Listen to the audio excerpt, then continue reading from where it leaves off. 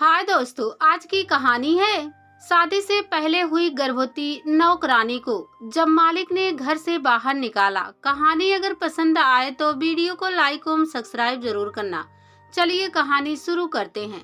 जब देश भर में कोरोना महामारी फैल रही थी तब लोग ऐसे पीड़ित इंसान से दूरी बना ले रहे थे। लोग एक दूसरे को शक की निगाहों से देख रहे थे। यही हाल आज अनाथ रीना के साथ भी हुआ। कपड़े के कारोबारी दयाल बाबू के यहाँ काम करने वाली रीना को भी यही सब झेलना पड़ा था। जब उसे सर्दी बुखार के लक्षण दिखाई देने लगे तो उसके मालिक ने उसे अपने घर से चले जाने के लिए कह दिया था। हालांकि वह उनके घर पर सालों से काम कर रही थी। रीना के सामने समस्या पैदा हो गई थी कि वह जाए तो कहाँ जाए। उसका अपना घर ही कहाँ था। जब से उसने होश संभाला था वह यही जान पाई थी कि वह अनाथ है। विधवा बुआ ने उसका लालन पालन किया था और दूसरे के घरों में काम करना सिखाया था। तब से वह दूसरे के घरों में काम करते हुए जवानी की दहलीज पर पहुंच गई थी। उत्तर प्रदेश का रहने वाला पवन उसके मालिक के पुराने घर को मरम्मत करने के लिए आ रहा था।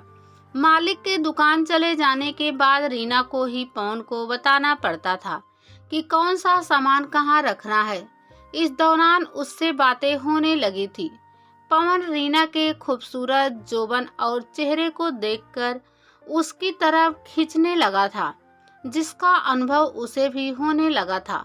वह एक ही सामान के बारे में कई बार जानबूझकर पूछता था ताकि रीना को अपने इर्द गिर्द रख सके। रीना भी धीरे धीरे पवन की ओर खिंचती चली गई थी।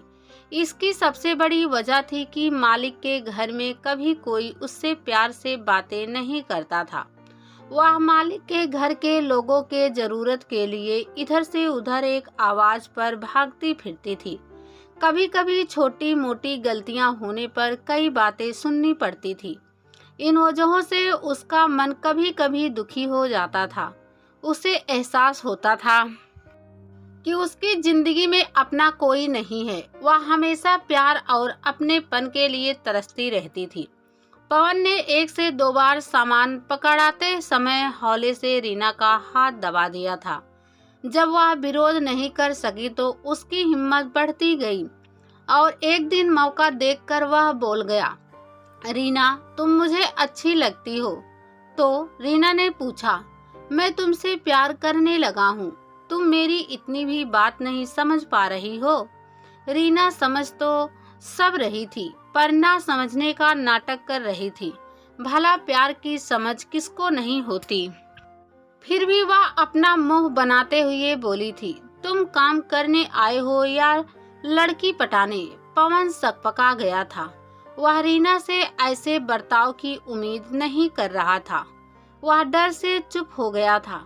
रीना कुछ देर बाद अपनी जीत देखकर मुस्कुराने लगी थी, लेकिन जल्द ही उसे अपनी गलती का एहसास भी होने लगा था।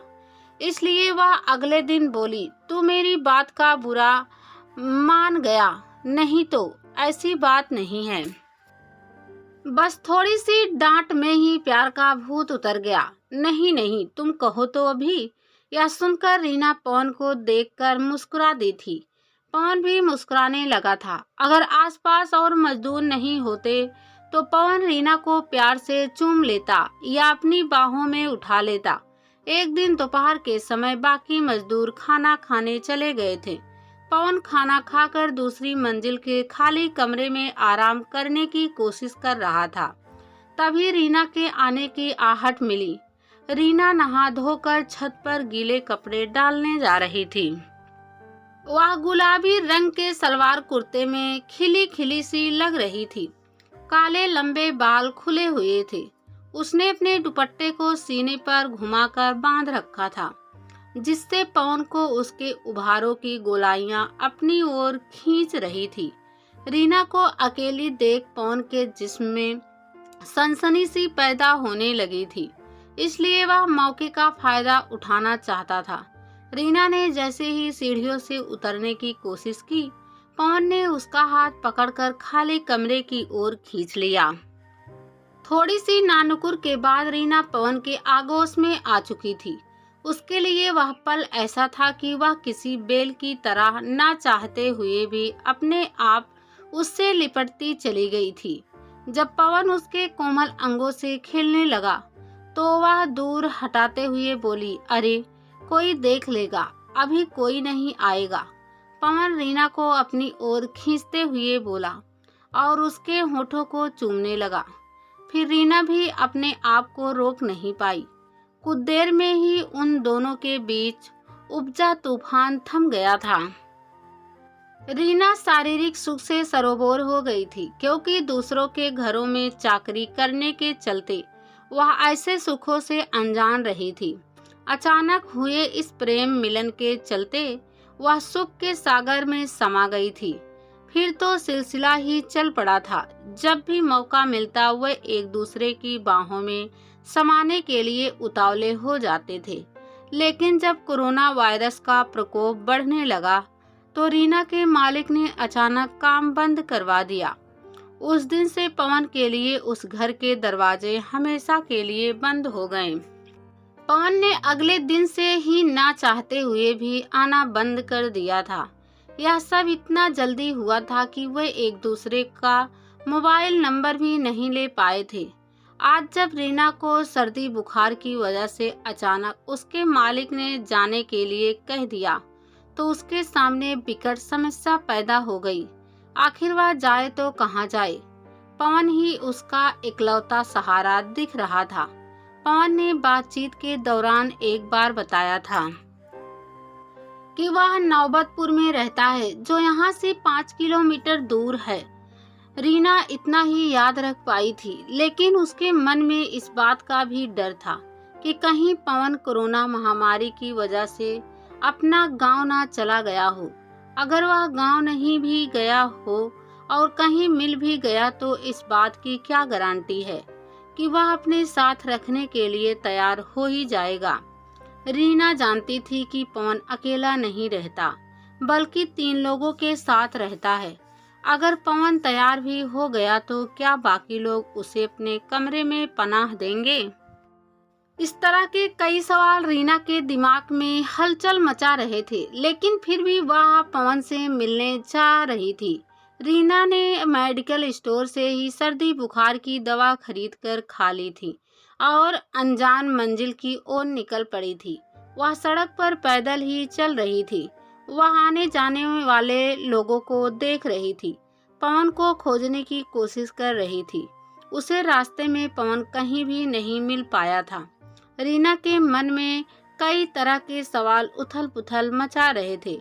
आखिर में वह थोड़ी सी मशक्कत के बाद पवन के कमरे तक पहुंच ही गई थी। पवन रीना को एकाएक आया देखकर हैरान था। उसके आने की मजबूरी जानकर पवन ने अपने दोस्तों को राजी कर लिया था। वैसे भी उन लोगों के पास 2 कमरे थे। हालात देखकर बाकी तीनों लोग एक कमरे में शिफ्ट हो गए। पवन दूसरे कमरे में रीना के साथ रहने लगा था। रीना पवन के साथ बिना रोक टोक कई महीने से रह रही थी। पवन सुबह 8 बजे काम पर जाता और शाम 6 बजे घर वापस आता। रीना उसका बेसब्री से इंतजार करती और उसके लिए खाना पकाती, उसके घर को ठीक रखती। बिना शादी के ही वे एक दूसरे का ख्याल रखते थे। ऐसा ही जिंदगी गुजर रही थी कि एक दिन रीना की मालकिन का फोन आया। शायद उनके घर में रीना के बिना परेशानी होने लगी थी, इसलिए वे बुलाना चाह रही थी। जब मालकिन ने हालचाल जानने के बाद आने के लिए कहा तो रीना तपाक से बोली, मालकिन मैं अभी नहीं आ सकती हूँ। जब आपके घर से निकली थी तो मुझे सर्दी बुखार कोरोना की वजह से नहीं हुआ था, बल्कि मैं पेट से थी। मैं बताना तो चाहती थी, लेकिन मालिक ने इतनी जल्दी जाने के लिए कह दिया कि मेरा दिमाग काम नहीं किया और आपने भी मुझे नहीं रोका, तो मैं कुछ नहीं कह पाई थी। अब मैं कुछ दिन में ही अपने बच्चे को जन्म देने वाली हूँ। डॉक्टर ने मुझे आराम करने की सलाह दी है। अगर सब कुछ सही रहा तो आपके घर आशीर्वाद लेने जरूर आऊंगी। इतना कहकर रीना ने फोन काट दिया। रीना की बातें सुनकर मालकिन पछता रही थी कि गलत फहमी की वजह से उसे घर से बाहर तो निकाल दिया था, जबकि होना तो यह चाहिए था कि उसके साथ हमदर्दी का बर्ताव करना चाहिए था और उसका इलाज भी कराना चाहिए था। अब उसके बिना घर में कितनी परेशानी हो रही है, यह वह ही जानती थी।